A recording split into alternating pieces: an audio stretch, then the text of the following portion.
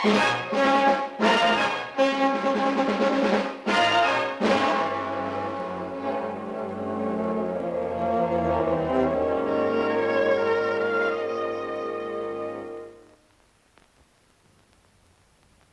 a December morning in 1903, the Wright brothers took off at Kitty Hawk.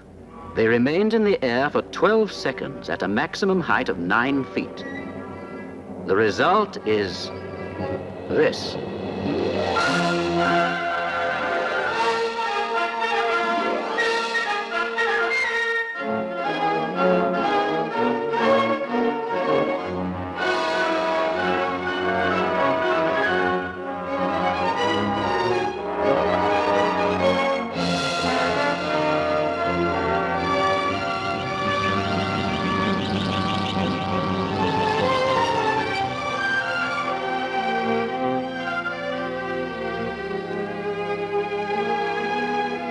This world of air travel, now at everybody's doorstep, has been created in 50 years or less. A world of flashing propellers, shimmering jet streams, gleaming shapes.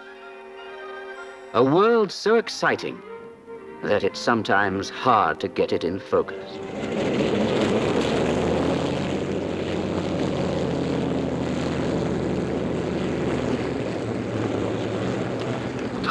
This is 05 Alpha south of the tower for landing at the pad.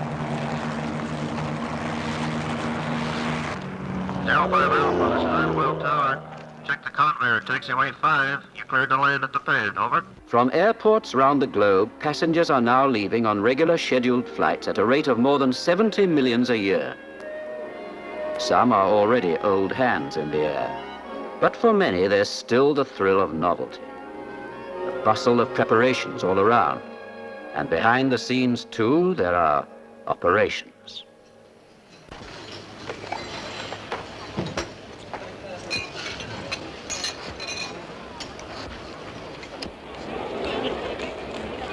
Who's traveling today?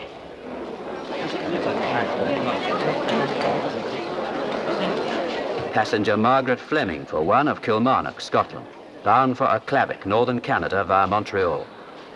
Excess baggage? It's those last-minute presents for the kids. Passenger Kofi Ajine, of West Africa, for another, going from Accra up country to Tamale on urgent business. And here in Bombay, Sita Desai, with an overnight flight ahead and young Meera in her arm. Won't be long now, they're loading the baggage. Each passenger gets a free allowance of baggage. On a long-distance flight, it adds up to about 2 tons in the hold. Then there's the mail, mountains of it. These days, the air carries the equivalent of 15 million letters around the world every week. Attention please, flight 906. To Lufthansa General Airlines, flight 131 call. Monsieur Bernard, passager à destination de Buenos Aires, et priez de bien vouloir se... And again, who travels? Juan Perez, Caracas, Venezuela, with some routine things to see to in Maturin, briefcase bulging, and a lot to do en route. Minoru Yamata, aged 18, from Tokyo to California, USA, his first venture into the big world alone. And from Burlington, Vermont, Dorothy Gerstein and Irene Cooper, school teachers, with 3 weeks to see the Middle East and bring it home. Who travels? Everybody. It used to be for the first-class few. But now, with tourist fares, the air's for all. For the world, his wife and child.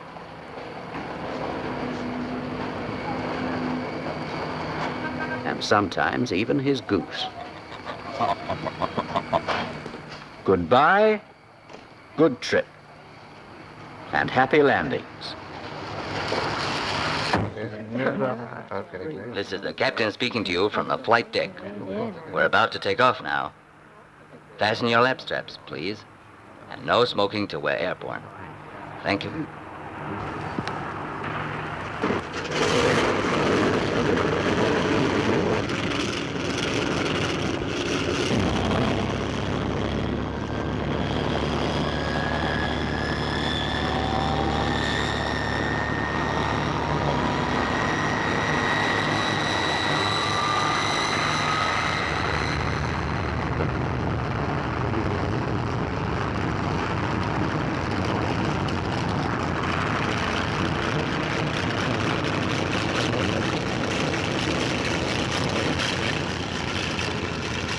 And the aircraft herself, what of her? She'll probably be a Douglas, a Boeing, or a Lockheed Constellation, a Convair or a Vickers Viscount.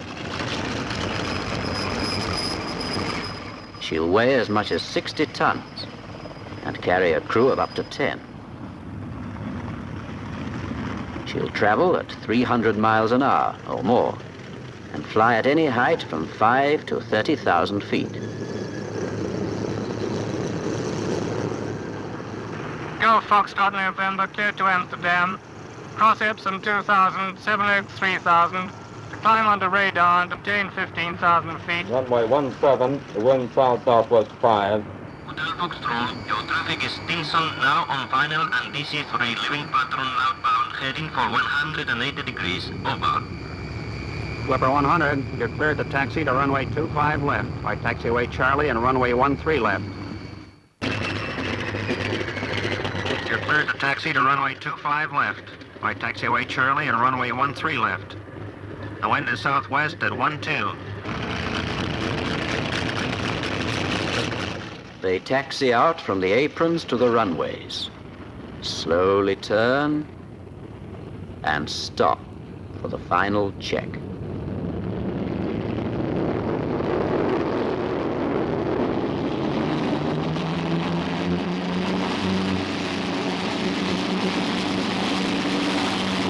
Before takeoff check, please. Auto feathering. Arm green light on. Alternators. Race set on, bodies normal. Propeller pitch. Fully fine. Mixture control. Order rich lock on. Fuel valves. Check tank to engine. Booster pump. On normal. Generator. All on. Ignition switches. Check down both. Controls and trim tabs. Controls up free. Engines ready for takeoff. Ready for takeoff. Ready for takeoff, sir. Stand by for takeoff.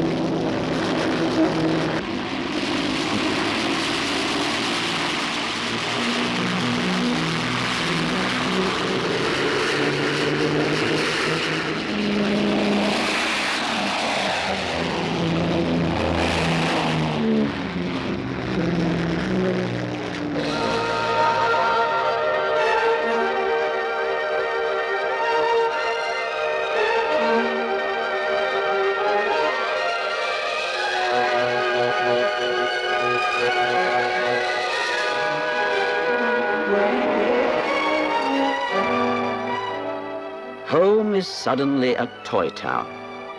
It may be Miami or Beirut you leave behind. It may be Cairo or Sydney, or the grandeur of Rome or Rio that's dwindling into space beneath you as you climb.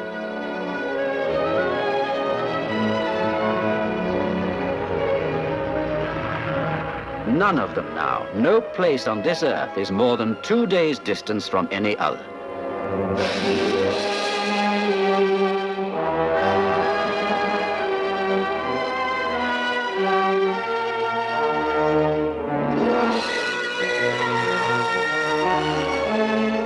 The engines settle to their cruising note. The galley gets down to work.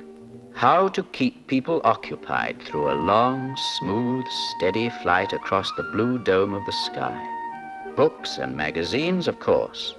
Route maps and picture postcards for the aunt you forgot to say goodbye to.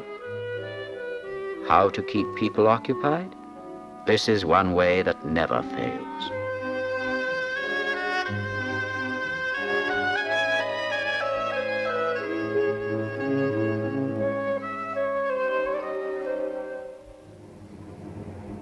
And outside, as the hours and distances roll by, what will the clouds reveal?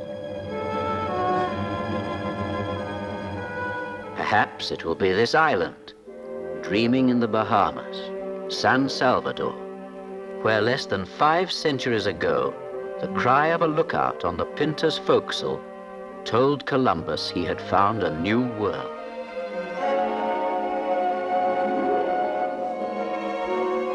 Perhaps it will be these wild shores of Newfoundland, where the long ships of Leif Erikson scudded through the storms on their way to Vinland.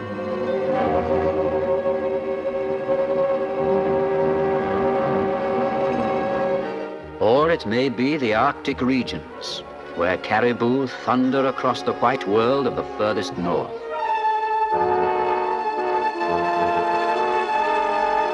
Or you may glimpse these gleaming snakes of water gliding through the eastern jungles, Mekong, Chindwin, Brahmaputra, Irrawaddy.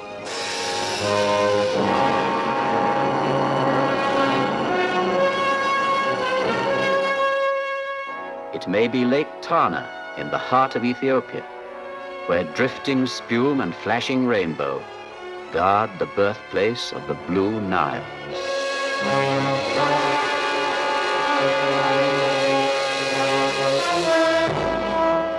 Or you may look down into the tremendous mouth of Popocatépetl, towering 18,000 feet above the sea, crater within crater.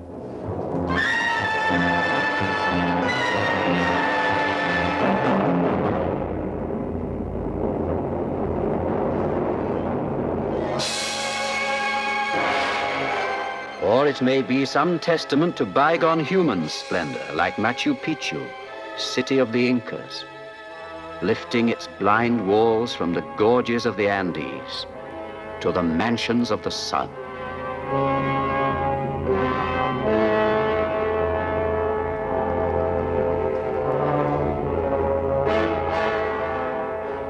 Or yet again, your path across the sky may lead you through the very summits of the world.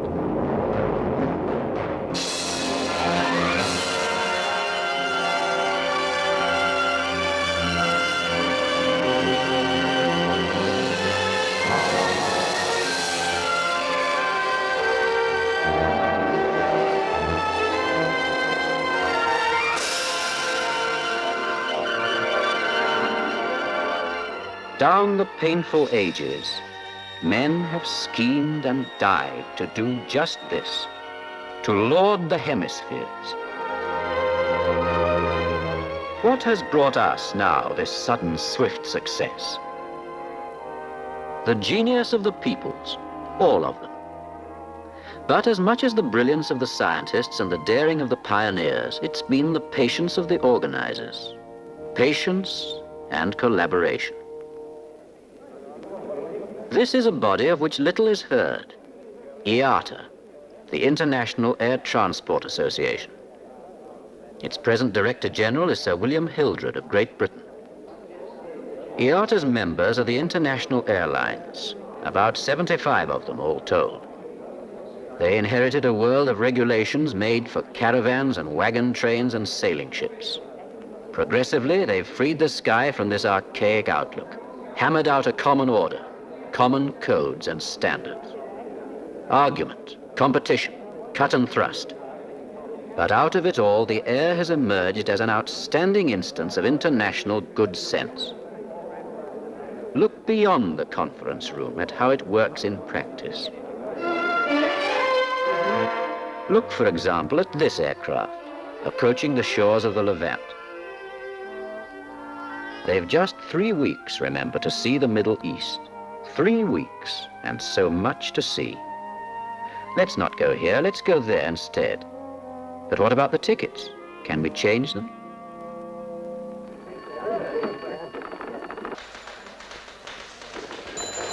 It's tempting to hold on to all the traffic you can get, especially when your airline's a source of national pride.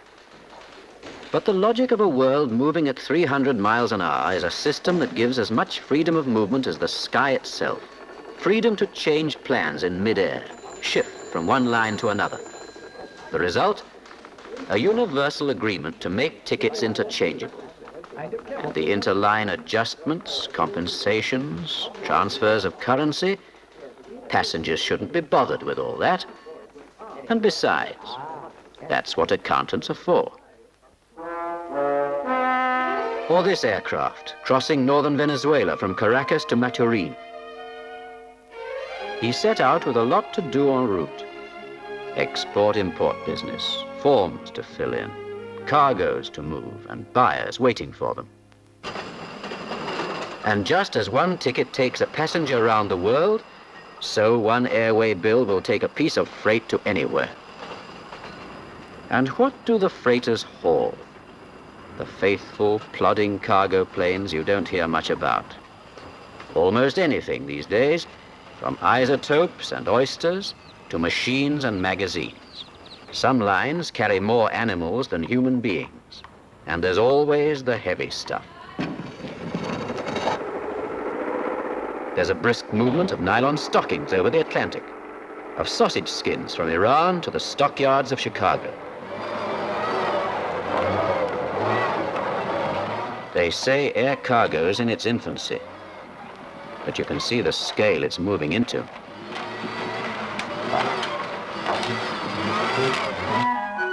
Or this plane, heading out over the Pacific, eastbound from Japan.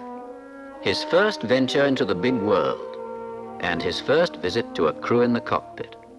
What makes a crew? Training, and above all, training up to standards accepted everywhere. And here another body makes its contribution. The International Civil Aviation Organization, an agency of the United Nations.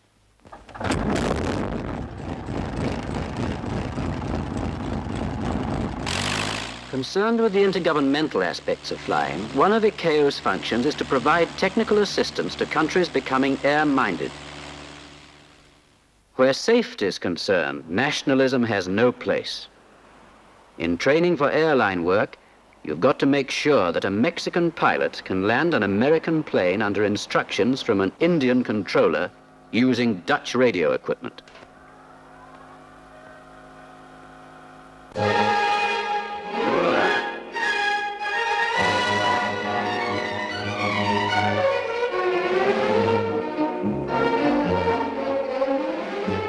That's right, young man.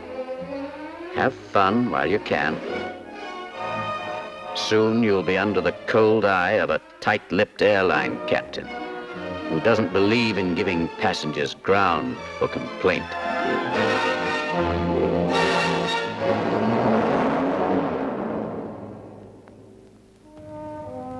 Or this stratocruiser, out in mid-Atlantic, bound for Montreal.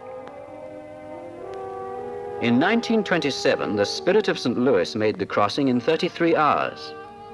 Margaret Fleming now in 14.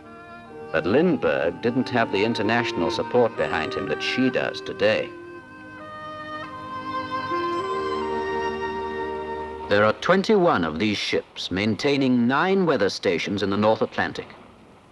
They fly the flags of different nations, but they're all doing the same job. Finding out for the aircraft passing overhead what the weather's going to do.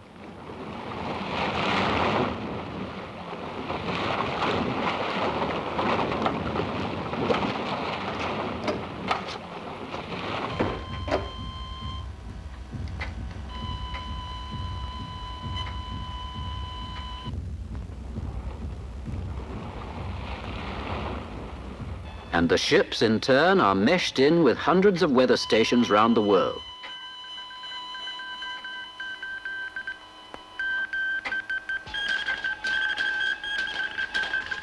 It never stops.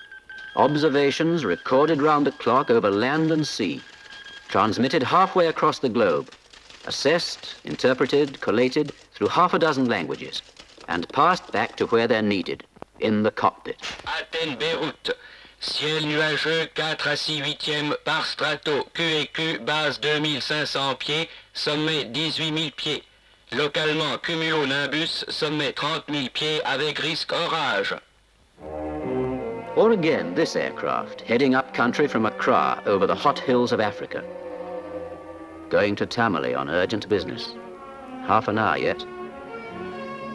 Those engines out there, keep it up. A few minutes might make all the difference. Standards again. For behind the steady note of all the engines flying in all the aircraft, there's a common code of maintenance. Visual checks, terminal transit checks, rated checks, and after every 1,400 hours or so in the air, complete strip down and overhaul. to the inmost innards of the plane, nothing left unexamined.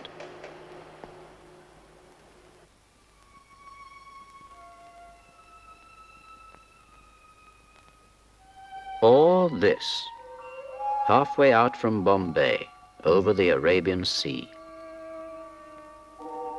Time, midnight.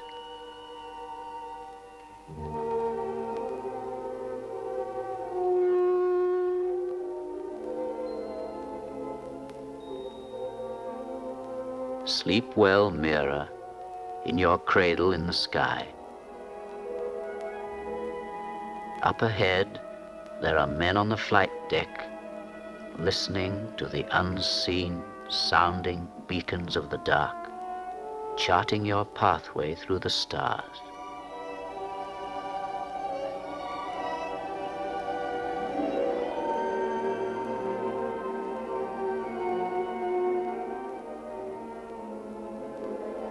Sleep well in your cradle in the sky.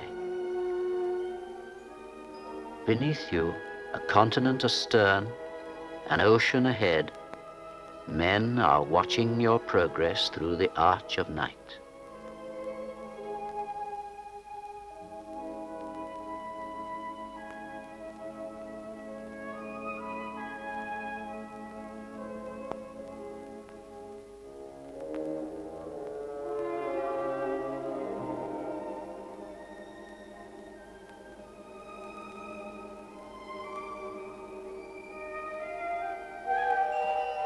Up there, 4 miles above the turning earth,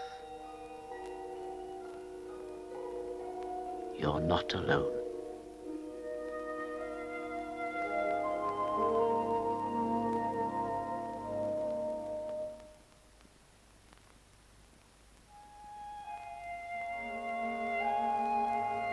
This might be almost anywhere. It happens to be a village called Pucallpa, miles from anywhere in the heart of Peru. You wouldn't think Pucallpa and the air had much in common, but you'd be wrong.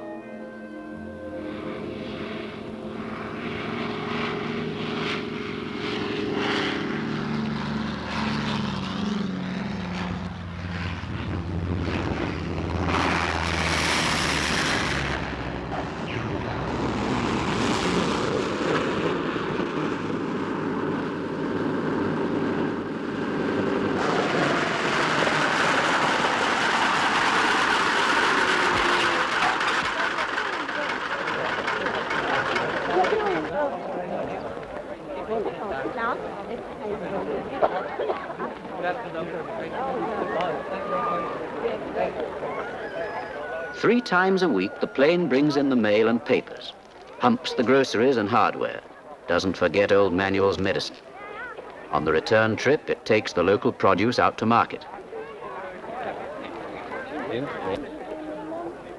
And these days, Pucallpa's typical. Millions of people who have never flown themselves are looking to the sky for life and livelihood. Move to Brussels, London, or New York and see the same thing, only more so. Over the big cities, just as in the far-off outback, people are taking the air for granted, using it to commute to the office, keep an urgent business date. And this alone poses one of the biggest problems for the future, for the air is filling up, getting crowded, almost like the roads. Here's one way they're tackling the problem: a traffic school of the sky.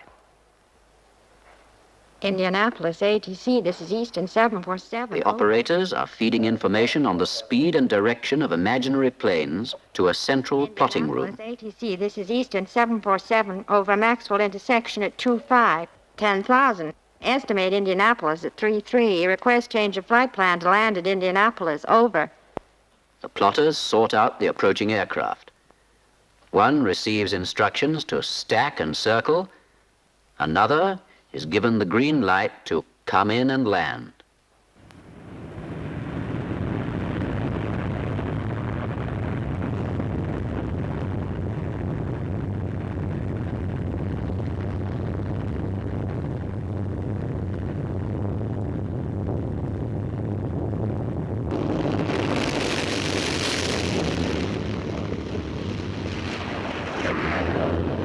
And the aircraft of tomorrow, their power and performance, speeds and shapes.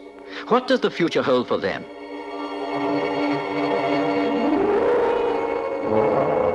They say that no man has enough imagination to predict the flying of a generation hence.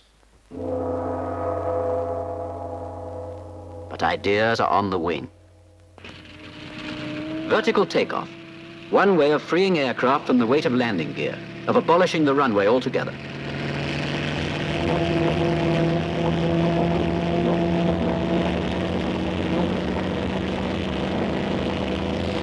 A model, this, but the real thing's taking off already.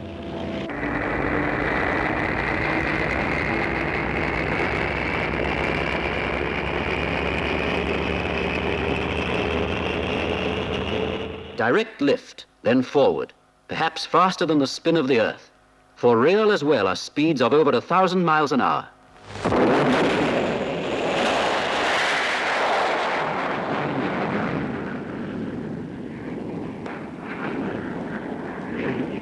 Are the ideas outstripping what is feasible? Only patient tests can show.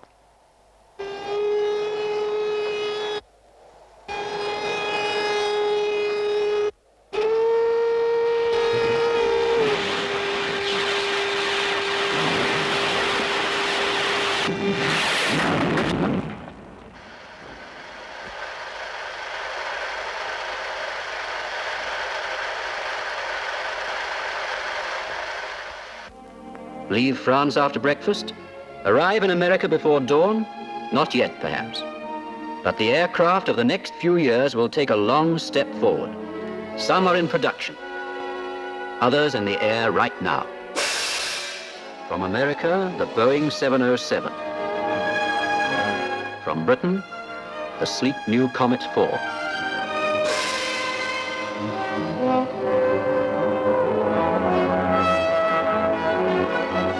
Turboprop Britannia.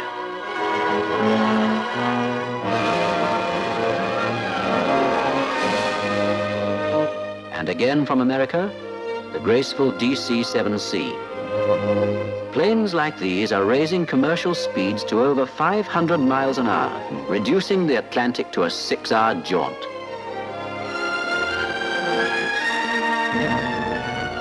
And down below, the airports extend and multiply their concrete networks.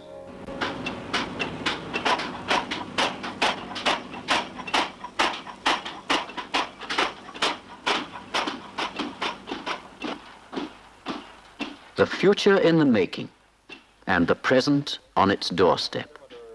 Its voices from the clouds calling for instructions, approaching journey's end. United DC-7, you are now cleared number 1. To land, runway 28 left. The wind is still west-northwest 17.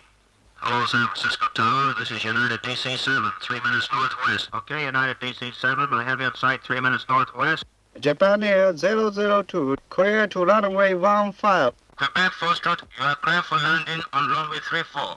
Surface wind 320 at 8 knots. Call downwind, over. Trans-Canada 230, Montreal Tower. Runway 10, wind 110 degrees, 11 mph, cleared. A direct approach, altimeter 30.1. Aquí Torre Lima Tambo, libre para entrar tráfico en pista 16, viento sur, 8 nudos, altímetro 10.5, clear to enter traffic for runway 16.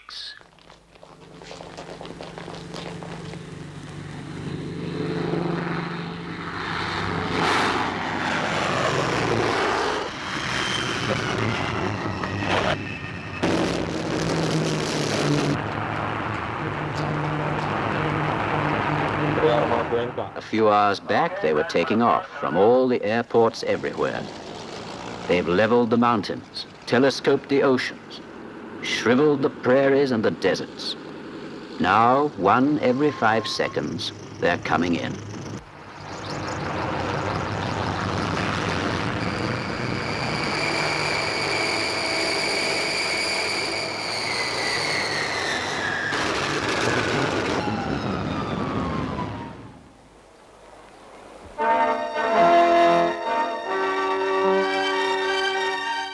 We come down the gangways in our thousands every day. And whatever we've come here to do, to buy some cattle maybe, or to pay a family visit, to sign a contract, seal a treaty, leave no avenue unexplored, to make a picture or to win some prizes, or perhaps to see an old man for the first time. The air is ours, to serve our purposes.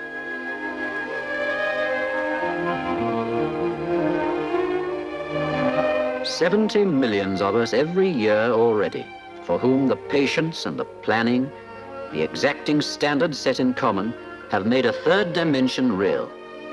To whom, for the first time or the 100th, the clouds have sung their song of wonder.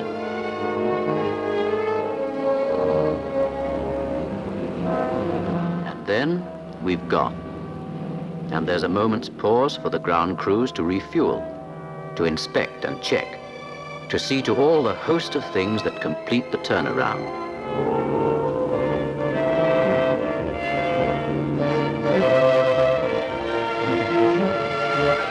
In the air, it's been a day like any other. But what has it meant for just a few among the thousands who have passed it in the sky? It has taken Kilmarnock halfway to the Arctic Ocean. It has brought Caracas to Maturin, made a man's business easier, fulfilled his promise to deliver. It has sent Accra to Tamale, and in the sending, saved just one more life.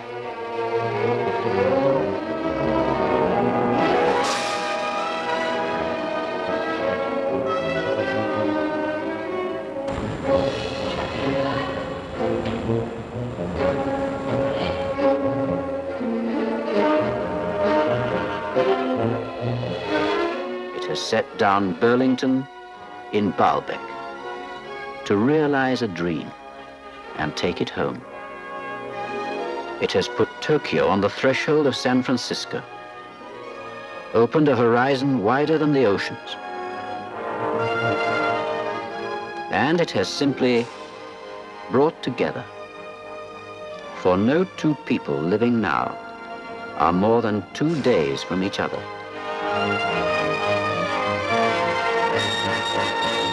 And who knows how soon the time may come when it will be 2 hours.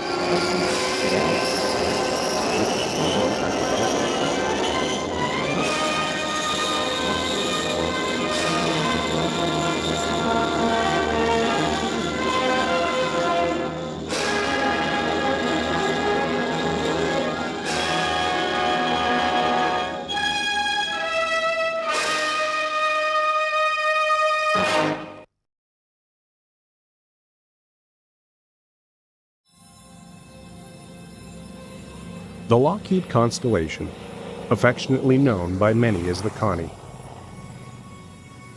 One of the most elegant and aesthetically pleasing aircraft to ever take flight. But being a thing of beauty was not its only grace. Lockheed took a giant technological leap to give birth to the Constellation. It was a leap so far ahead as to give Connie a lease on life extending long after many of her prop-powered rivals rusted into obsolescence in the era of the turbojet. Her perfection of form and function can be traced to the dawn of commercial aviation.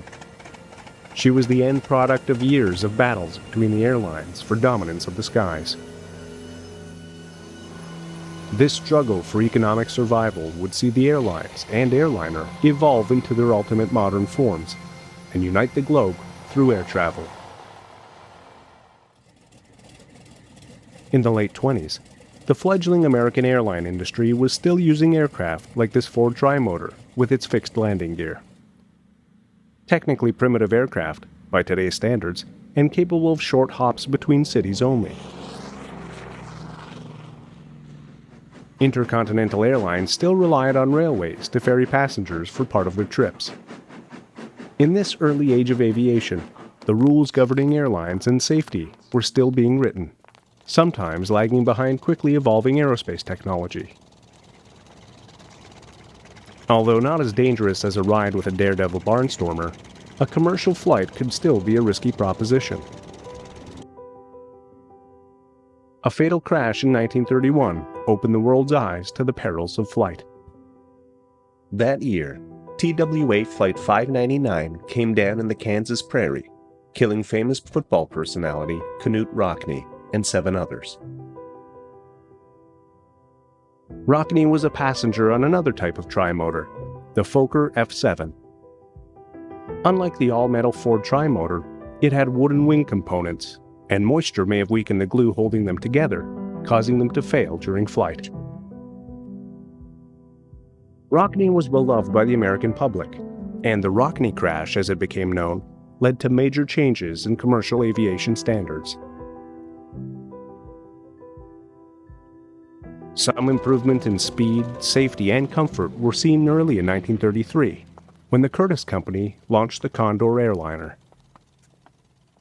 Though it was a biplane and had a traditional frame and fabric construction, it had a tubular metal wing spar.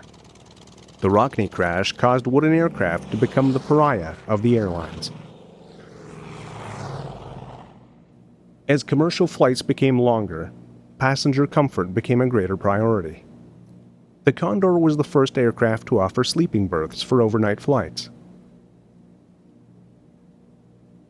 Like today's airliners, it also had its own galley, providing fresh hot food and beverages for its passengers.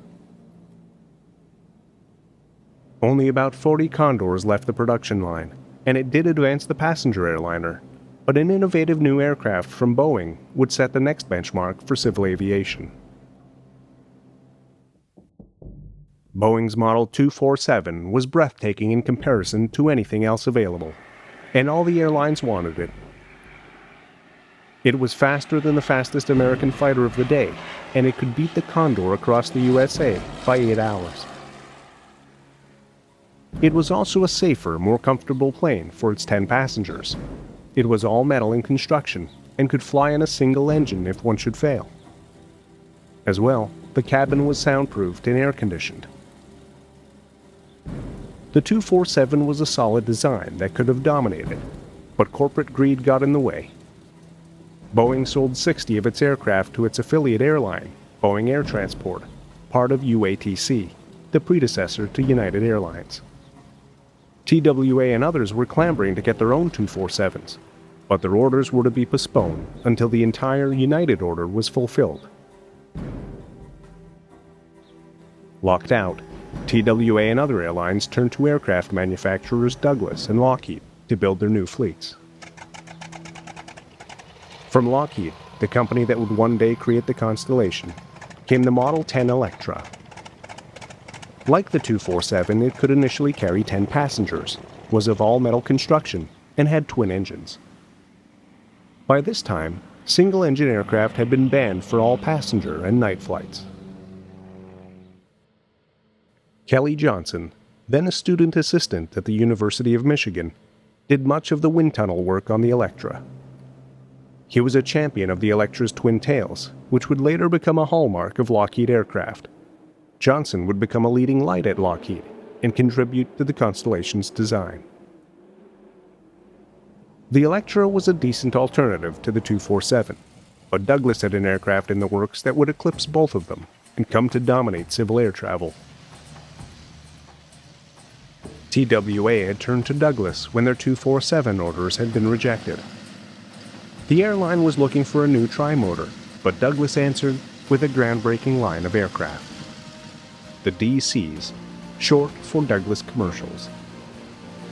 These twin-engine, all-metal aircraft had the range and seating capacity to knock all competitors out of the sky. From the prototype DC-1, to the DC-2, to the DC-3, seating went up from 12 to 14 to 21. In terms of performance, the DC-3 could fly eastward across the USA in 15 hours, with just 3 refueling stops. Hundreds of DC-3s were constructed, compared to just 75 Boeing 247s. With so many of their planes in the air, Douglas had a major role in popularizing air travel. But for all the improvements that had taken place, aircraft manufacturers still had a long way to go in terms of performance and comfort achieved by a pressurized aircraft like the Constellation. Pressurizing an airliner would allow passengers and pilots to fly comfortably at higher altitudes and in the jet stream, cutting flight time and fuel costs. But it wasn't until 1937 that the first U.S. experiments got underway. It was in that year that the U.S. Army commissioned Lockheed to modify a standard Model 10 Electra with a new pressurized fuselage. The XC-35 was a watershed in aircraft design. It was an experimental aircraft constructed to prove that it was feasible to fly above the storms. Windows were smaller than found on the Electra for fears of a blowout. All these modifications allowed the XC-35 to fly at 30,000 feet and take advantage of the jet stream. The age of pressurized aircraft had arrived. With this new technology in hand, airlines were looking ahead to a time when they could offer non-stop, coast-to-coast flights and intercontinental flights, carrying enough passengers to make such trips economically feasible. To do so, they would need an all-metal, 4-engine plane, large enough to carry 40-plus passengers over a distance of 2,000 miles. In 1935, before the first DC-3 had risen into the air, United Airlines had expressed serious interest in an aircraft with these specifications and went to Douglas for help. 5 other airlines joined United's venture, including TWA, each contributing $100,000 apiece to the project. It was a small amount of money compared to the millions their investment might return. Douglas answered their challenging specifications with the DC-4E. It was a 4-engine aircraft that could carry 42 passengers, twice as many as the DC-3, a distance of over 2,000 miles. Like the later Constellation, it had a tricycle landing gear and a triple tail. It also had air conditioning, power-boosted controls, and production versions were to be pressurized.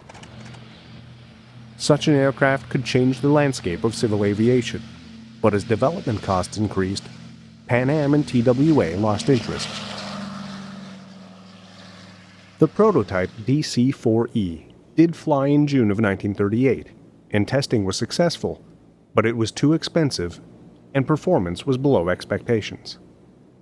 The project was cancelled. In the end, the prototype was sold to Japanese Imperial Airways, who secretly reverse-engineered the aircraft to create the Nakajima G5N bomber. Japan wasn't the only nation gearing up for war. In the late 1930s, with communism and fascism at odds with each other and global tensions rising, war was a possibility, and aircraft manufacturers were preparing for the battles ahead while still keeping an eye on the civil market. Boeing attempted to re-engineer their B-17 bomber to create a new airliner, the 307. Boeing fused B-17 wings, undercarriage, and tail section onto a new, wider pressurized cabin to create the 307.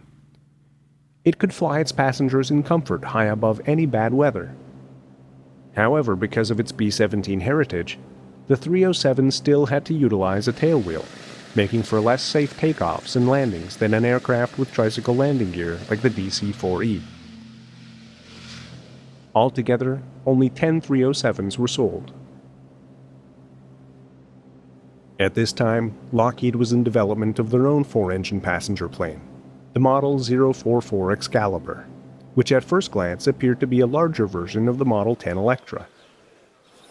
Howard Hughes would call for radical changes to this design that would reshape the Electra into the ultimate prop airliner.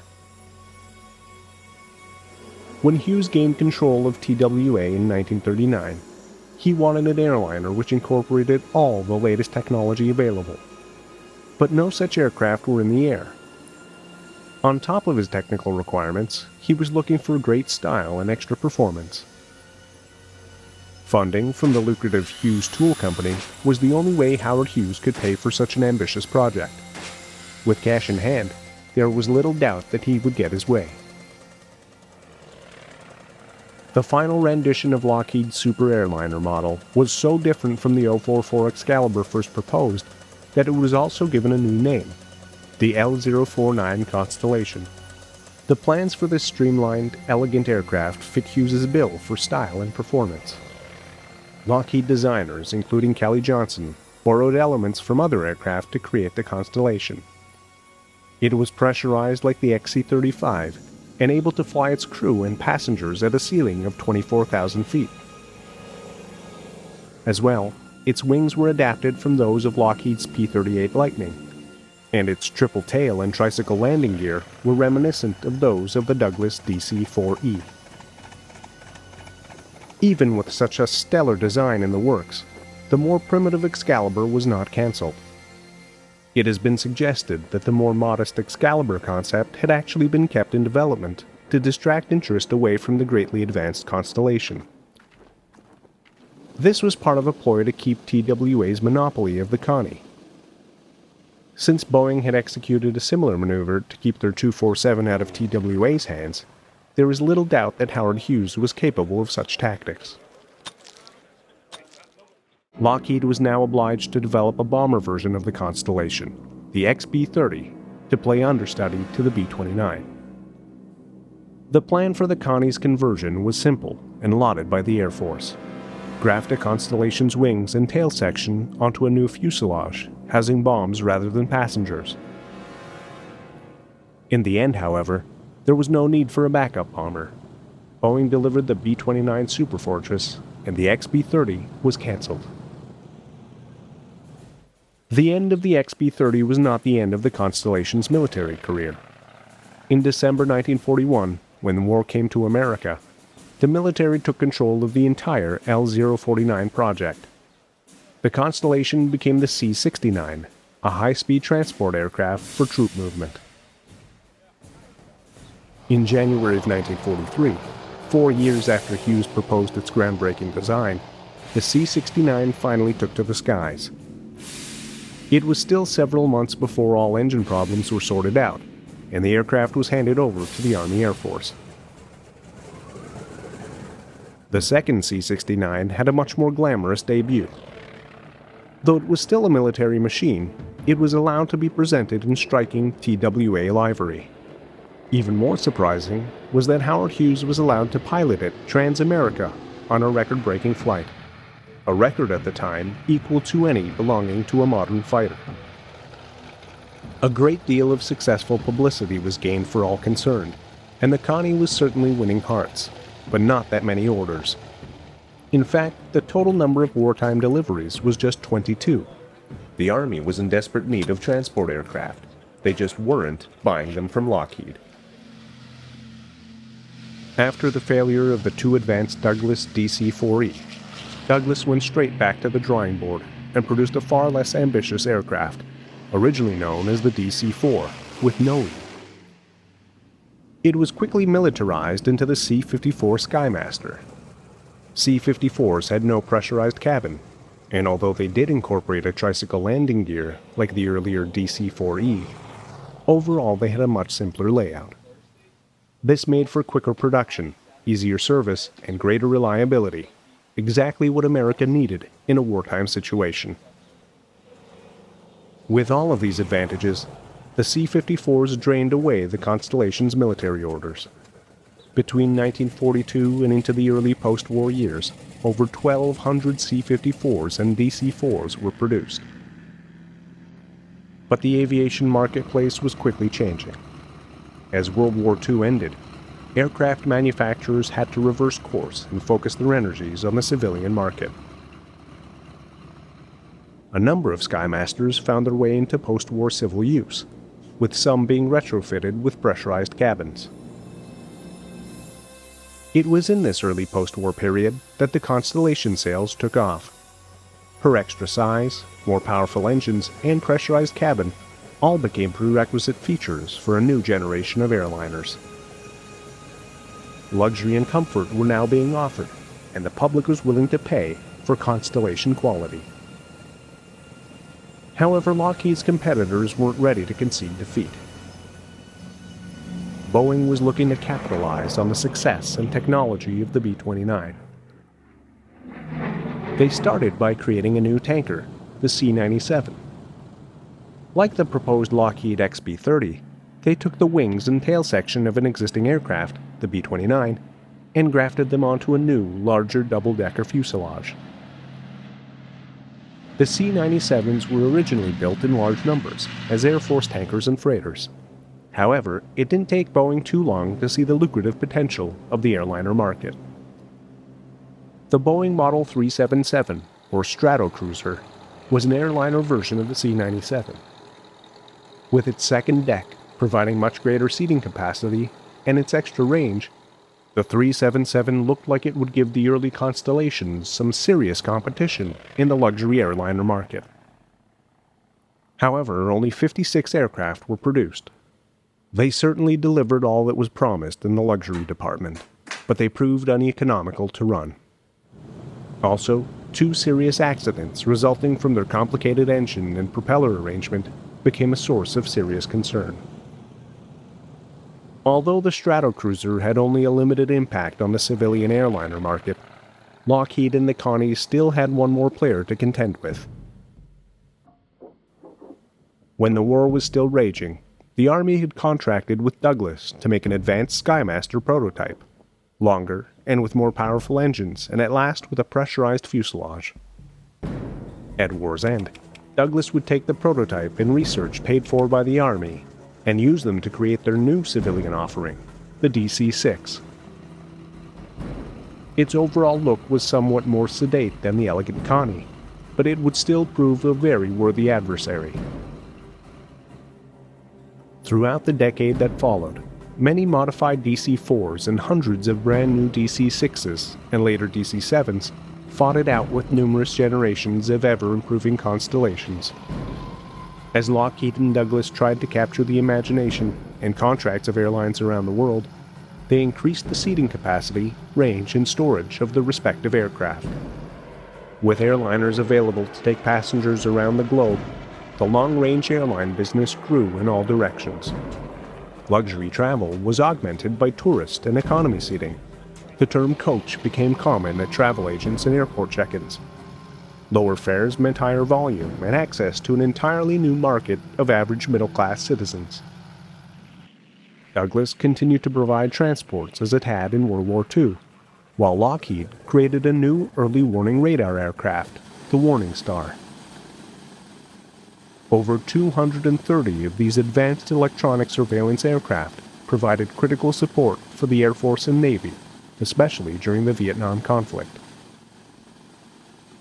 Business was booming for Lockheed and Douglas in both the military and civilian markets, but soon their streak of good fortune would come to an abrupt end. Rival Boeing returned with an unbeatable new aircraft design, which would rattle the foundations of the airliner world, the jet-powered 707. Boeing's president, Bill Allen, had bet the company on this aircraft. The 707's swept wings, potted jet engines, and other advanced technology made the Constellation and DC-6s and 7s seem like antiques from a bygone era. In a brilliant business move, Allen created a militarized version of the 707, the KC-135 tanker, in parallel with the 707, allowing him to save money on research and development and tap into the military and civilian markets simultaneously. In 1957, the same year the 707 took flight, Lockheed unveiled its most advanced Constellation, the Starliner. It was packed with new advanced features. The Starliner's turbo compound engines allowed it to fly non-stop from California to Europe. But the aircraft was costly compared to similar offerings from Douglas. As well, airlines wanted to add jets to their inventories, not only for performance, but for prestige. There was more bad news for Lockheed on the military front. Although the Warning Star would continue to play an important role as an early warning aircraft into the Vietnam War, it was ultimately superseded by the Boeing E-3 Sentry, a radar-equipped version of the 707. Douglas and Lockheed both attempted to wrench the jetliner monopoly from Boeing, but only Douglas was able to crack the market successfully with their DC-8. DC-8s and 707s battled for air supremacy, just as the DC-6s and 7s had competed with the Constellations in the years leading up to the jetliners. In the mid-70s, Lockheed did attempt a comeback in the airliner market with their jet-powered TriStar. 250 aircraft were sold, but it was far below sales targets. Lockheed exited the civilian market once and for all and instead concentrated on military aircraft. Constellations, once the most advanced airliners in the world, were gradually phased out. They were relegated to backup roles, shorter routes, and ultimately served as freighters. Connie, the Queen of the Skies, was a victim of old age and progress and had to abdicate her throne to the jetliner. She aged gracefully, serving smaller airlines up until the 1990s. Civil aviation went through several revolutions since the early trimotors hopped across the U.S. In this time, airlines rose and fell, and aircraft manufacturers pushed technology forward as they battled for their share of the civilian market. Today's network of airlines and aircraft unifying the globe are the end result.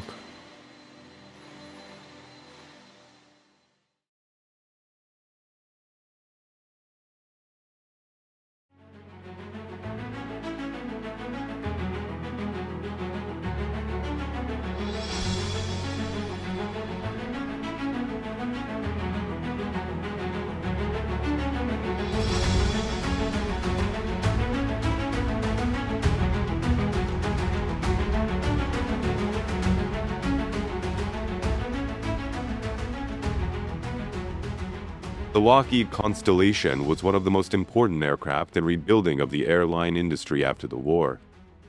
Often described as the Queen of the Skies, it was the most powerful and advanced airliner of its time. A combination of many technical innovations came together in a true success story.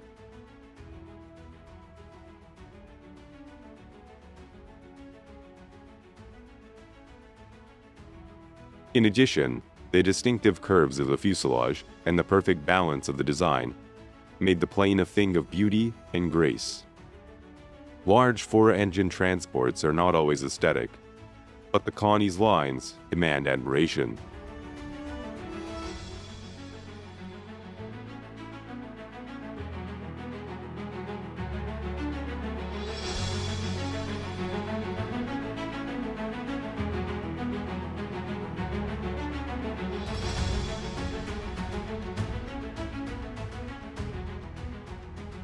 The Constellation was the pinnacle of piston engine transport design and broke new ground in both civil and military variants. However, its career overlapped into the jet age, and the appearance of new technology brought down a premature curtain on its lifespan.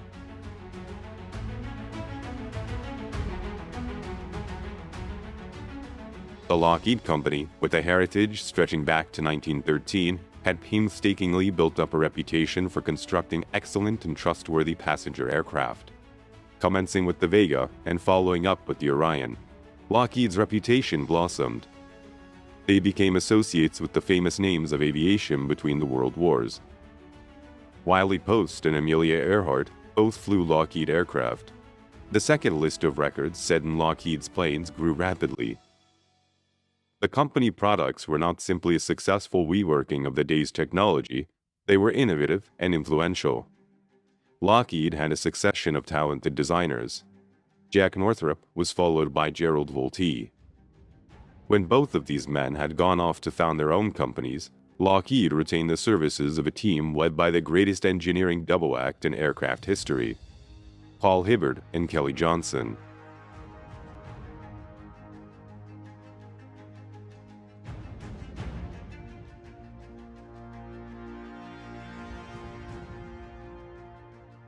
Lockheed developed an excellent family of fast twin-engine transports in the Electras and the Lodestar, carrying between 10 to 14 passengers and what was comparatively only moderate discomfort. In 1938, Howard Hughes piloted a Super Electra around the Northern Hemisphere in just over 3 days and 19 hours. Hughes' respect for Lockheed was cemented, and later he turned to the company into trying to fulfill his aviation ambitions. The flight, of over 14,700 miles, confirmed a view held by many, including Hughes, that civilian airliners would be the mass transit method for the future. And to do this, the individual plane would need to carry many more people over much longer range. Lockheed had already been working towards this with their Model 44 Excalibur. Designed to carry 36 passengers, they were more than receptive when Hughes approached them on behalf of his airline, TWA.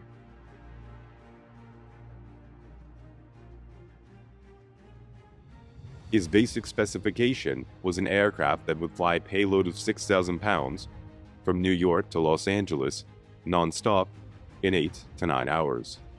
He would be a 4-engined, pressurized, luxury airliner cruising at around 300 miles an hour.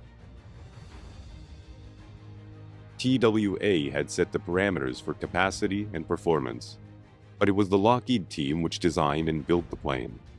It drew on many successful elements of their earlier studies. The wing was expanded from that of the P-38 Lightning fighter. The triple tail, originally designed by the Douglas Company, had been tested in the Model 44 project. Kelly Johnson was intimately concerned with the new project.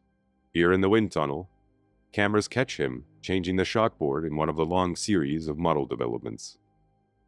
Because the plane drew so much on the work done for the Model 44, it was initially referred to as the Excalibur. However, it acquired a new number, the Model 49, and soon was given a new name as well, the Constellation. Lockheed's main rivals had been leapfrogging each other in airline development, with Douglas reaping the majority of the awards in America along the way. However, they did not have a client with the determination and checkbook of Howard Hughes to support them, and their designs were transitional rather than attempting one giant step.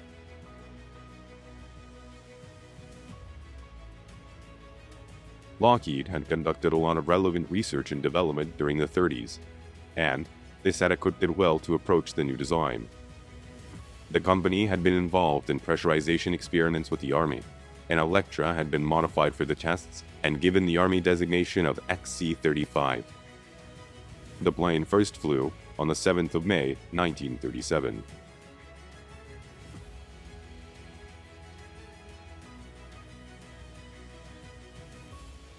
With the information derived from these tests, Lockheed were able to devise the Constellation system. This maintained cabin pressure at ground level up to 9,000 feet and restricted pressure to that of 8,000 feet when the plane was at 20.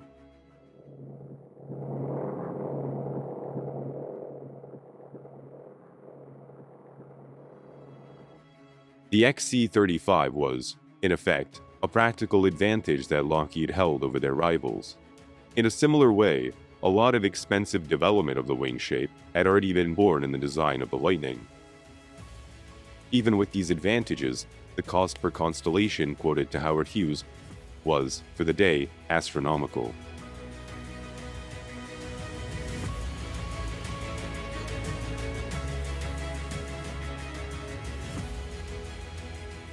Hughes' determination funded the development from its first meetings with the company in June 1939. However, its progress was slow.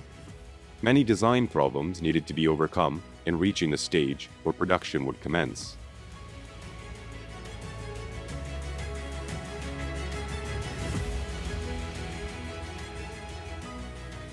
Perhaps because the company had not built such a big aircraft before, Lockheed's team were very flexible about their approach.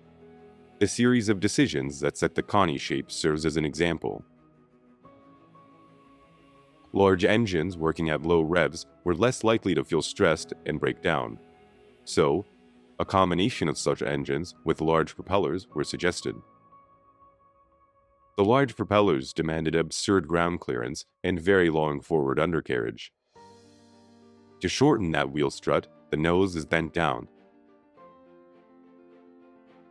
The large area of disturbance from the propellers suggests the triple tail will not work in flight. However, a more efficient single tail will not fit into a hangar. The solution? Curve the fuselage upwards and take the triple tail out of the propeller turbulence. The plane that results has a straightened S for a centerline in the side view of the fuselage. And it works. As a bonus, it's also beautiful.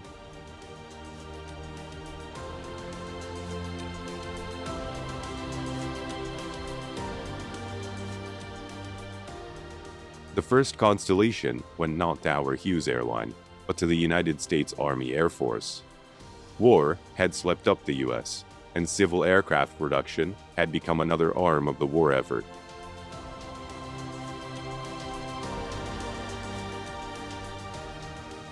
Wartime pressures delayed the Constellation further, but eventually, on January the 9th, 1943, Project 49 took to the air for the first time.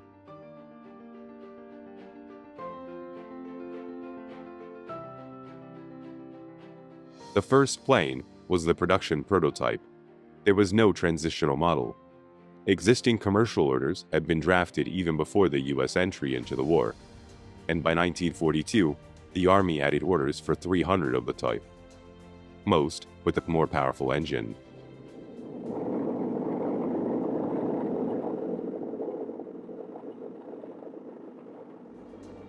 Now being military aircraft, the first Constellations were given a military number.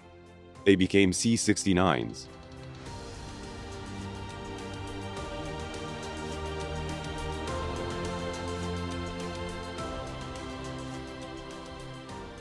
The test series was delayed due to the trouble with the engines, and the first plane was not handed over to the US Army Air Force until July the 29th, 1943.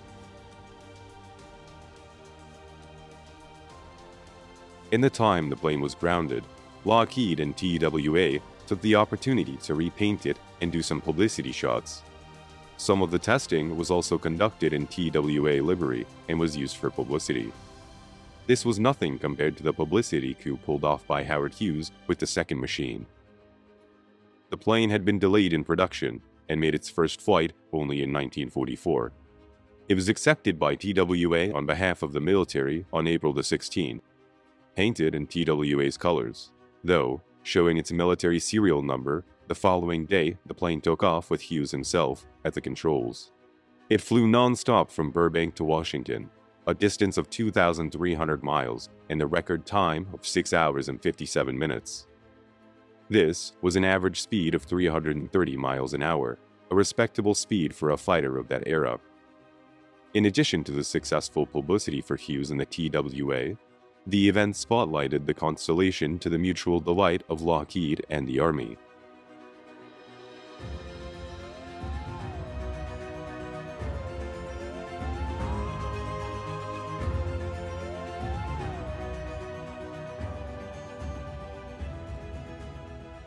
After the record flight, the plane was kept in Washington for a week of displays and inspections before being delivered to the Army.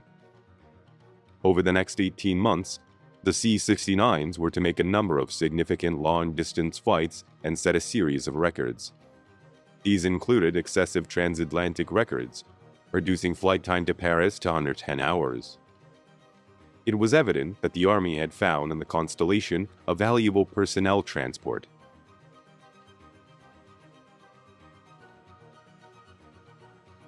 The C-69 could carry up to 64 fully armed troops, or alternatively, was capable of transporting a light tank or other medium vehicles. The underworked big engines returned excellent fuel consumption figures and combined with the plane's range, speed, and capacity to put the Constellation far ahead of its competitors.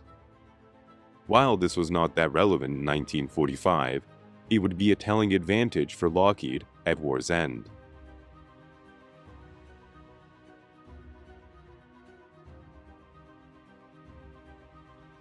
Even though there was a clear need for cargo planes, the Army never placed a high priority on Constellation construction. Under Army direction, Lockheed concentrated on production of other warplanes. In addition to its own Hudson and Lightning designs, the company was heavily involved in construction of Boeing's B-17. Most of Lockheed's experience with four-engine planes during the war was with the Fortress rather than with the non-belligerent Connies. Lockheed produced many thousands of aircraft during the war, but only 22 of them would be C-69s.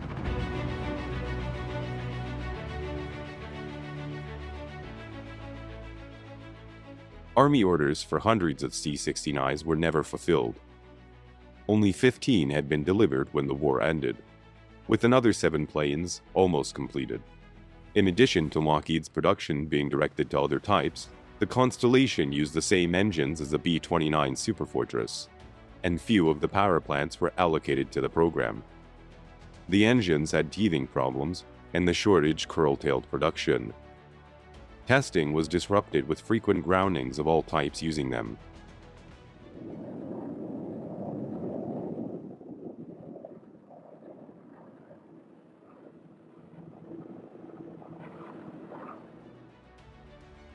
At war's end, 12 of the 15 planes delivered to the Army were declared redundant. All military orders were cancelled, and Lockheed paused to consider their options. The decision was made to go ahead with the Constellation as the company's primary product in the anticipated post-war expansion of commercial travel, while their competitors tried to rebuild bombers into airlines or upgrade their pre-war designs. Lockheed were ideally positioned with a tested and proven aircraft that was very advanced in comparison to any other type available.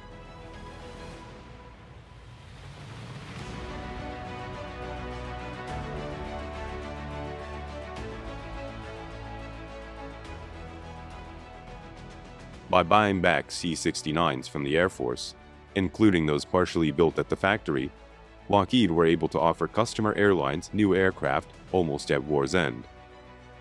Pan Am were the first to receive these refurbished Army planes, and the Connie made its first commercial flight on the 3rd of February 1946.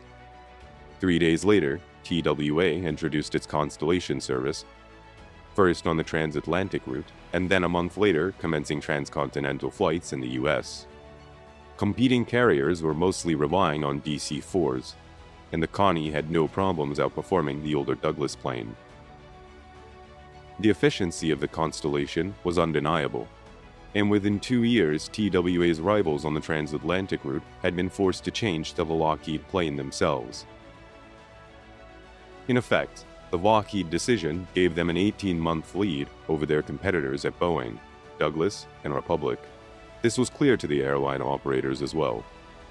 Within a week of the war's end, the company had orders from 8 airlines for over 100 Constellations. The contracts total over $75 million and allowed Lockheed to retain its skilled workforce as production of the Connies was stepped up. The original batch of ex-military planes was soon used up, and new examples started to roll from the factory. Though intended for civil use, they were still the basic C-69 as ordered for the Army.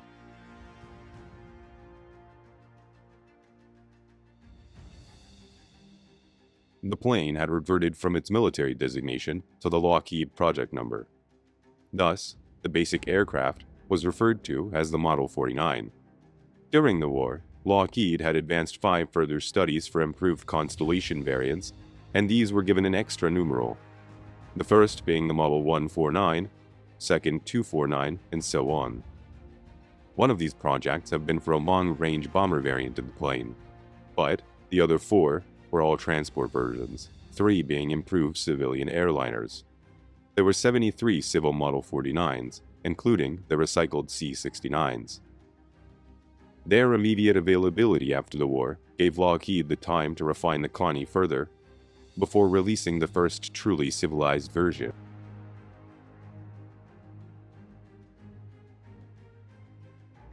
For some carriers, the purchase of Constellations propelled them into the big league. KLM was one. As early as November 1946, they had transferred their transatlantic route to Lockheed Model 49s, and the Connies served the airline well from then to the mid-50s. By that time, KLM was a major world airline, with a massively expanded network of routes.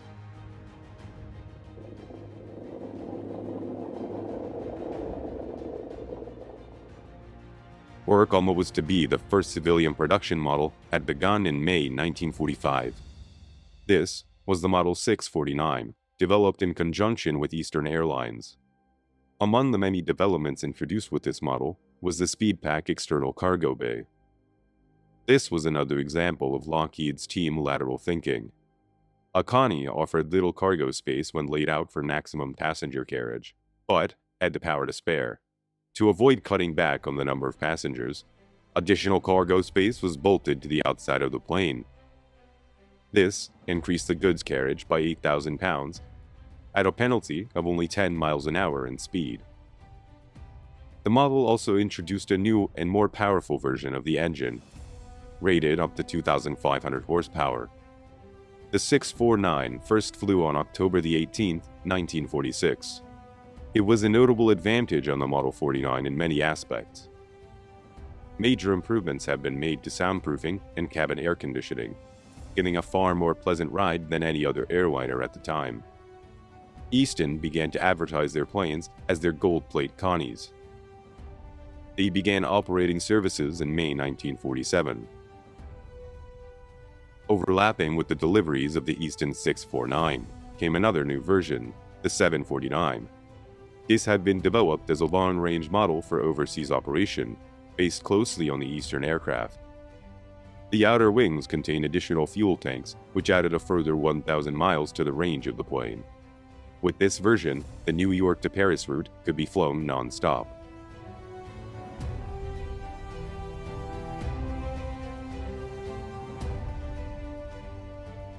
Further improvements to the 749 were recognized with the sub-designation 749A. Air India was the first to employ these, bringing them into service beside the earlier Connies then purchased. The improvements made to this version were directed to obtaining a higher gross takeoff weight, bringing an additional nearly 5,000 pounds to the payload. The weight of the Connie had grown markedly during her career to that time.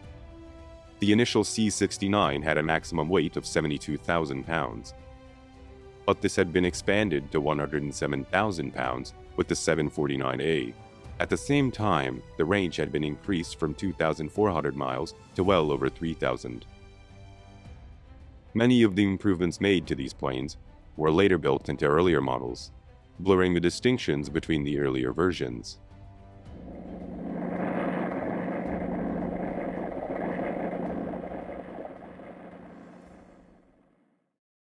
The Constellation stood at what was to be the pinnacle of propeller-driven airliners. The technology of propellers themselves was very highly advanced. With its fully reversing blades, the Connie could pull itself up on landing in a very short time, or could back itself into a parking bay. The props could also be fully feathered to reduce drag if an engine cut out.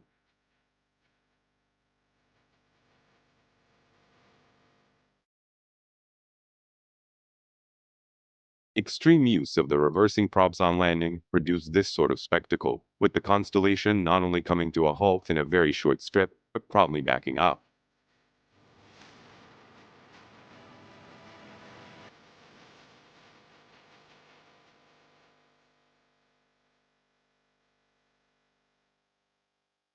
The Connie's props had been carefully matched to the huge engine chosen for the plane. The big blades caused some problems with the undercarriage in hoisting the plane clear of the ground, but these problems were offset by the advantages gained in flight. The big engines were run at very low revs, with no stress and minimum fuel consumption. They were quite capable of keeping the big plane aloft, even if two were cut out, and even if both of the engines on one side had to be shut down. By settling the plane to demand so little of its power plants in normal operation, Lockheed built in an enormous reserve.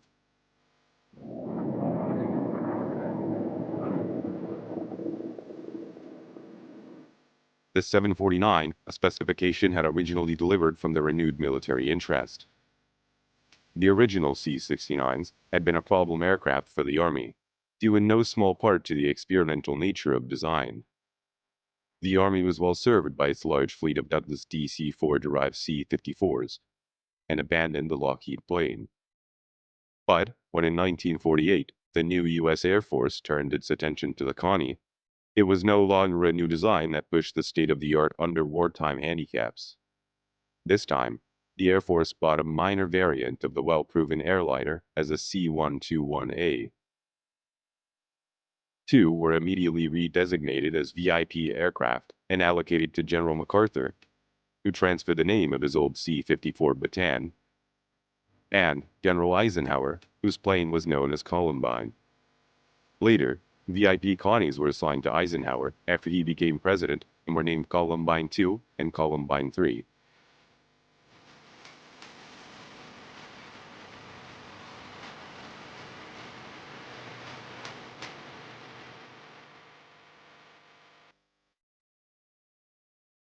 The non-VIP C-121As were used as cargo and personnel transports, and had strengthened floors and large rear fuselage cargo doors.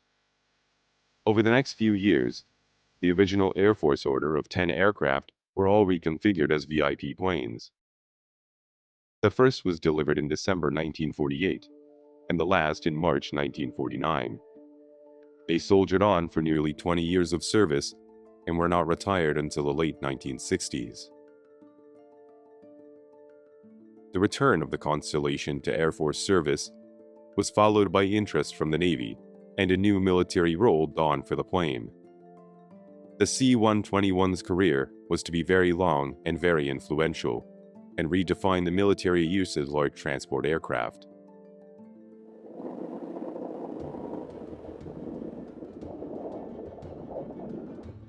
By the time of the Columbine III, President Eisenhower's plane was a much different proposition from his first Constellation. In the development of this new type, the story of the Constellation returned to its beginning, to the first C-69 built. This had displayed its military number 310309. However, its company number had been 1961, and it was as old as 1961 that it was to gain its individual fame.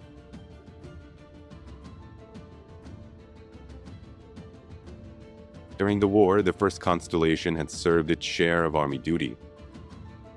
During this period, it was re-engined with Pratt & Whitney radials, as an emergency-driven response to the chronic problems with the Wright double cyclone engines.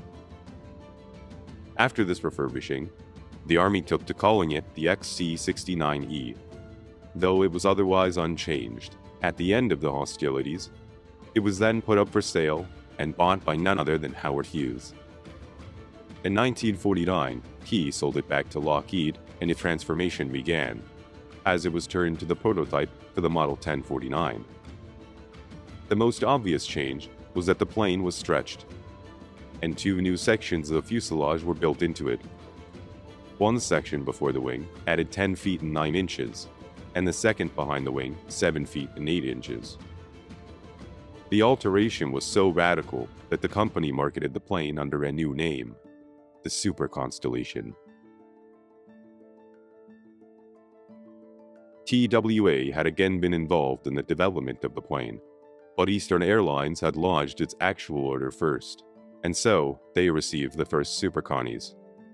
In addition to the obvious lengthening, there were many other improvements. A better de-icing system for the wings, stiffed wing surfaces, increased fuel capacity, and more powerful engines were all incorporated. The gross takeoff weight of the plane increased by only 12%, but such was the efficiency of the design that the payload increased by 40%.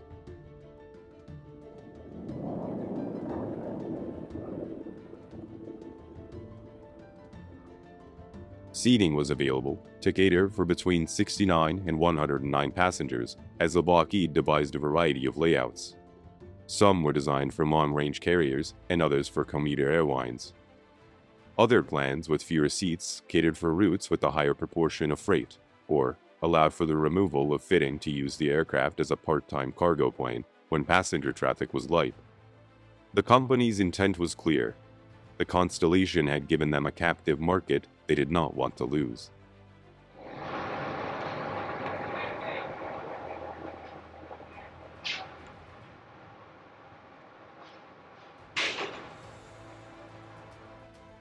The new planes were assembled in Lockheed's appropriately named Hall of Giants.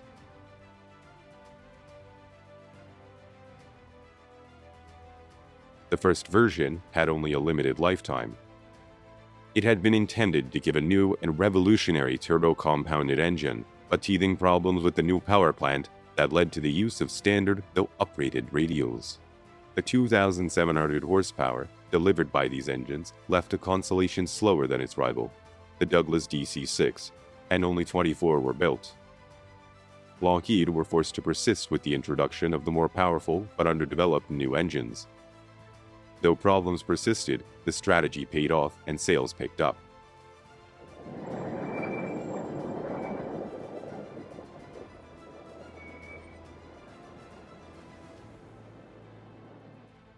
With the introduction of the new engines, the plane received a further 20% boost in its weight-to-range ratio.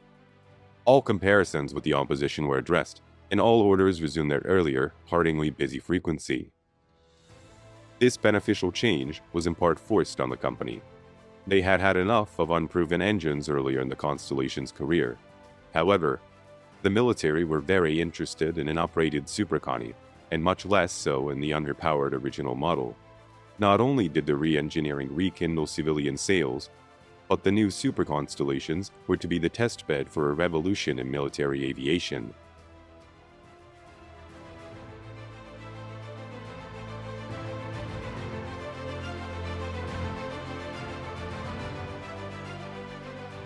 Today, the concept of aerial command posts, electronic surveillance centers, and radar stations is commonplace.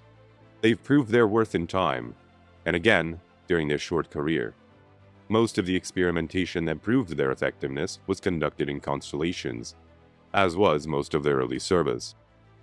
Again, old 1961 was involved in making aviation history.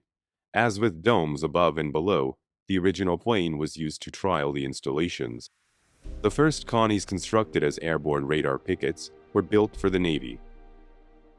They replaced the earlier rudimentary installations aboard converted World War II bombers. Aboard the planes, a crew of 22 were involved with aircrew, radar operations, and engineers. With their long range coupled to the search range of the extensive load of equipment, these Navy WV-1s proved the worth of the concept and installed it as an accepted part of naval practice. Soon, the idea spread to the Air Force.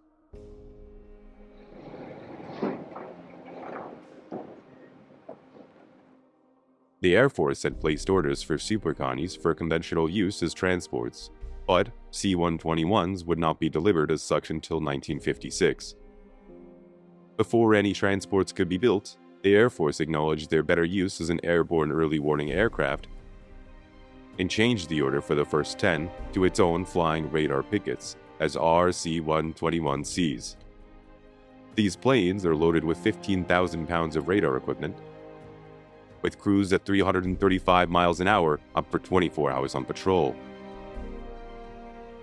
The RC-121C was similar to early Navy Super Connies, with their height-finding radar housed in the 8-foot-tall hump, and the bearing scanner located in the ventral dome. The RC-121Cs entered service in 1953, and were mostly employed in patrolling the western seaboard of the USA. They were followed in 1954 by the first of an order for 72 RC-121D Warning Star aircraft. In addition to the passive role of detection, these incorporated offensive activity as the control centers for the guidance of fighter interceptors.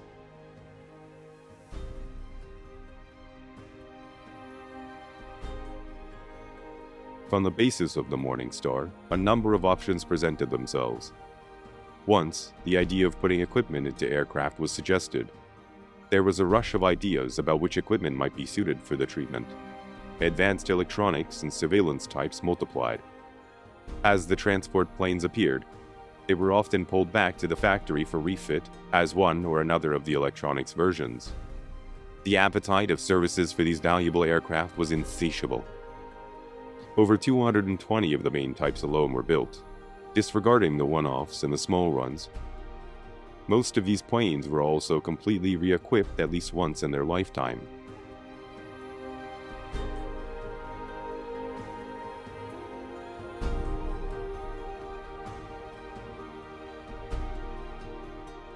Between the Air Force and the Navy, over 25 different designations were used to identify versions of the radar-equipped Connies and their control center brethren.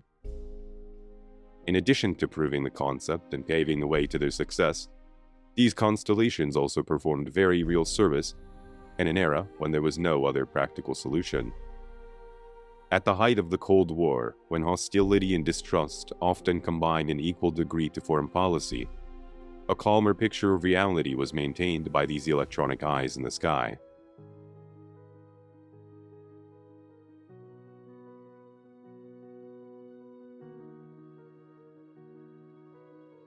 In 1962, the RC designation was changed to EC, and the electronic Connies were to earn their later Vietnam fame under that designation.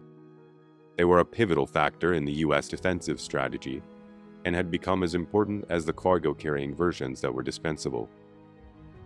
Despite using non-standard fuel and requiring piston engine maintenance that was in almost dead arc form, the Connies were nursed along.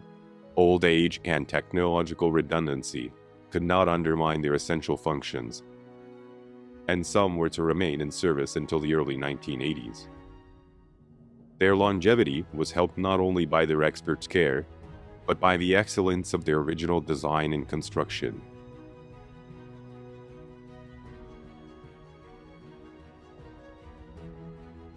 The jet age was, however, drawing in on the Constellation's career. It was obvious that the introduction of the jet airliners would change the whole market expectation, and Lockheed were determined not to be left behind. Aware of the limitations of early jet technology, they set about refining a system of compound engines, or jet props, using jet engines to drive propellers. They had already extended the piston engine by the use of turbines driven by the exhausts. These had added 20% more power to the engines, and with the peak of the piston engine development. Employing a jet and prop combination was designed to extract maximum economical efficiency from both technologies. Once again, the testbed for aviation milestone was old 1961. In its last major notable achievement, the venerable airframe was fitted with an Allison turboprop in the outboard starboard position. This engine couldn't save the Connie, but it was part of the foundation of one of Lockheed's most successful aircraft, the C-130 Hercules. It was also at the heart of the successful Lockheed Electra, which kept the company alive in the civilian market. However, for the Constellation, its success as the pinnacle of piston engine airliners somehow acted against anyone taking a jet-powered version seriously, even though the finest development, the Starliner, was yet to come. With a new wing shape and other major revisions, the Starliner carried Lockheed's hopes of continued dominance of the long-range airliner market. However, though orders for Super Connies didn't dry up immediately, there was no flood of orders for the new plane. Only 44 of the vastly improved version were built, phased out of service relatively quickly, being replaced by jets. The improvements made to the Starliner were numerous, and it was undoubtedly the finest piston engine airliner of all time, but it was too late.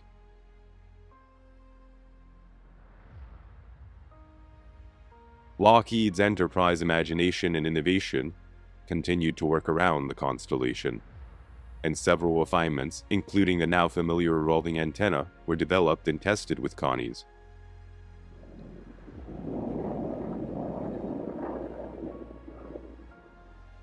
The new development of the Starliner gave Lockheed a proposal to put the Air Force, and the company invested considerable time and money sorting out the best package it could develop around the plane.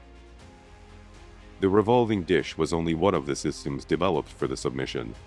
With turboprops, extended range, specialized layouts, and a large number of new features and improvements, the Starliner was being prepared for what would be the next sales opportunity.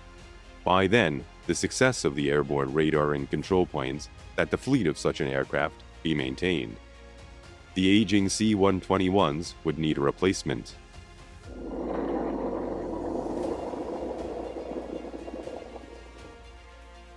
By the time the competition was announced, Lockheed knew that no matter how excellent their proposal was, they didn't really stand a chance. Hot on the heels of the formal call for tenders came the specifications, and these confirmed Lockheed's fears. Time had stolen a march on the military Starliner as well as the civilian version. The Air Force was not just in the market for a replacement, but for their Constellations to be more precise. They were in the market for a jet-powered plane. The Boeing company had the world's best such aircraft on its catalog. Developed for the Air Force as a jet tanker, the KC-135, the result of a foregone conclusion.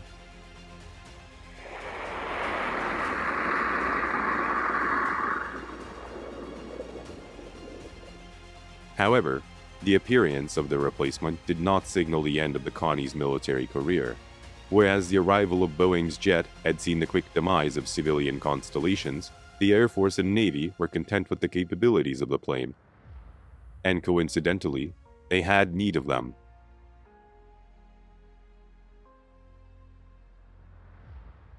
The U.S. Air Force C-121s, to be based in the Asian theater, arrived in Thailand in April 1965. Although Navy planes had been the first Connies involved, starting with the missions in August 1964 at the time of the Gulf of Tonkin incident, the Constellations flew throughout the war and their service was invaluable. They performed in a number of functions, some of which were developed and tested as a response to the armed combat raging below and in the air around them. The big plane's commodious fuselages saw many refits. The variety of Constellations deployed to Vietnam illustrates the way the big planes had taken on so many roles for the services. Their main work was as an airborne early warning aircraft, but they were also used for a number of other missions. A few cargo versions were used primarily for aeromedical evacuation and as passenger planes. However, beyond that, the specialist electronic planes filled a number of roles. One of these was the relay of data from sensors scattered along the North Vietnamese supply routes as a part of Operation Igloo White. To have diverted the jets to these tasks when they were needed as refueling tankers would have been highly impractical, and the Connies, available and reliable, soldiered on.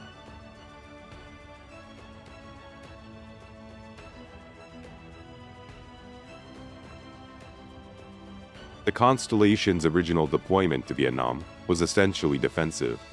They were to be used to provide a radar picket to guard against North Vietnamese bombers attacking targets in the south. However, this proved to be a short-lived need, and the duties that kept them in the theater were over a broad spectrum. One of the most unusual roles the Connie was called on to perform fell to this plane, and in C-121J of the Navy's Development Squadron, PX-8. The designation was given to a group of planes that were variously modified to secret specifications. There was no conformity within the designation. It was effectively a grab bag for various one-off Connie versions. This plane, for example, had its own special fit and its own special mission.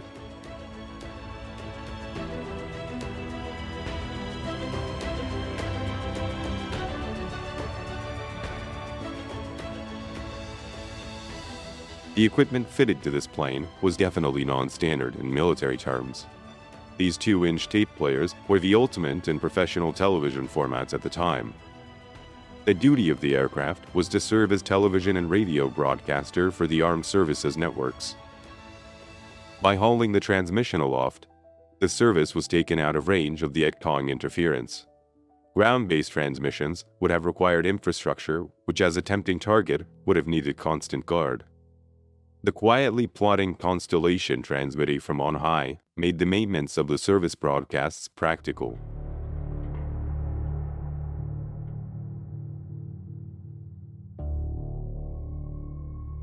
Of course, most of the Constellation activity in Vietnam was far more actively involved in the conflict, with most of the important work being performed in monitoring the North Vietnamese. As soon as the operations over the North began, the Constellations became essential factors in the struggle. As the war went on, their role gradually evolved from passive to active involvement. Operating over their own ground, the North Vietnamese MiGs were given very accurate information about the whereabouts of U.S. aircraft in their airspace. This advantage was at first simply countered by the operations of the U.S. radar planes, which were able to relay similar information about MiG activity to the American strike aircraft. As the war went on, the Connies increasingly assumed a more active role, making direct contact with American flyers and guiding them in attack on any North Vietnamese activity. When the North became better equipped with missiles, the Connies were able to fix the location of any SAM site radars that were operating. This served two purposes. It warned the aircraft in the area to expect trouble, and it led the Iron Hand Weasels to attack the sites. The last Constellation operations in the theater were flown in May of 1974. Well after the last operational strikes by the US forces, the big observers continued their monitoring. By then, it was 25 years after the first electronics refitted Connie, and so impressed the Navy.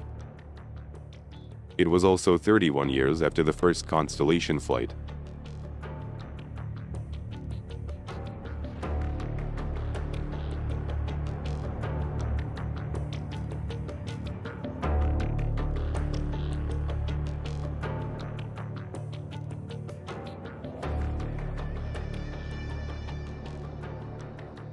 When the Constellation was at its peak, the axe fell. They were forcibly retired from service long before they wore out. The major airlines were forced, partially for reasons of prestige, to abandon props. The Connies have been the key to the establishment of long-distance civil traffic after the war, but business has no place for soft sentiment, and they were abandoned quickly. By the early 60s, the civil career of the Constellation had moved to small airlines and lesser routes. There, they continued to work for many years. Gradually, they become relegated to cargo, and then lingered further as isolated crop dusters and fire tankers. The military career lasted much longer, with the last Navy Constellation being retired in June 1982. The last Constellation built had been delivered in 1958. 856 Connies were made in 16 years of production.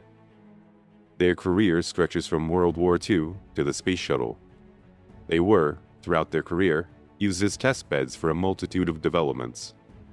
The results of this service are still seen in use in both military and civil aviation today. One of the most beautiful aircraft ever produced, time reduced their worth to weight in metal. Very few escaped the scrap merchants, and now they're treasured museum pieces.